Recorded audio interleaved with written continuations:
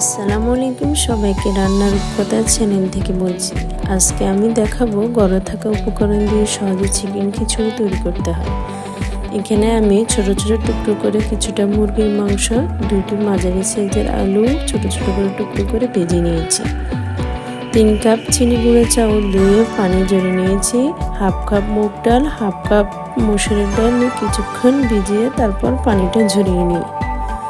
তারপর একটা বাটিতে 3 টেবিল চামচ টক দই, 3 টেবিল চামচ খিচুড়ির মশলা দিয়ে ভালোভাবে মিশিয়ে কিছুক্ষণ রেস্টে রেখে দিই। মুরগি ভেজে নেওয়ার প্যানের মধ্যে আরও কিছুটা তেল, এর মধ্যে হাফ কাপ পেঁয়াজ কুচি দিয়ে ভালোভাবে ভেজে নিই। তার মধ্যে এক এক করে সব মশলা দিয়ে দিব। 2 টেবিল চামচ রসুন বাটা, 1.5 চামচ আদা বাটা, 1 চামচ জিরার গুঁড়া, হাফ চা চামচ ধনিয়ার গুঁড়া, স্বাদ মতো লবণ দিয়ে তেলের মধ্যে কিছুক্ষণ ভালোভাবে ভেজে নেব। তারপর কিছুটা পানি দিয়ে তার মধ্যে মরিচের গুঁড়া দিয়ে কষিয়ে নিতে হবে। কষানো হলে তার মধ্যে ভেজে নেওয়া মুরগিগুলো দেব। আবার মশলার মধ্যে কিছুক্ষণ মুরগির মাংসগুলো ভালোভাবে নেড়ে ছেড়ে কষাতে হবে। কষানো হলে টক দই দিয়ে তৈরি করা পেস্টটা দিব।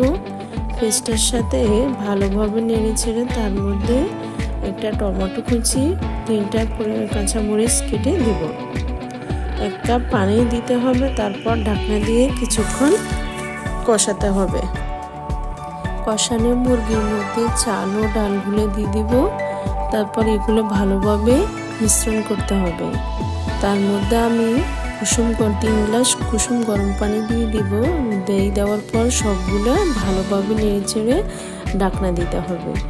কিছুক্ষণ পর পর ঢাকনা উঠিয়ে নেড়ে চেড়ে দিতে হবে, যাতে করে পাতিলের তলায় না লেগে যায়। আমার তৈরি হয়ে গেল মজাদার চিকেন খিচুড়ি। গরম গরম পরিবেশন করুন পরিবারের সবাইকে। ভালো লাগলে লাইক, সাবস্ক্রাইব করতে ভুলবেন না। ধন্যবাদ সবাইকে। আল্লাহ হাফেজ।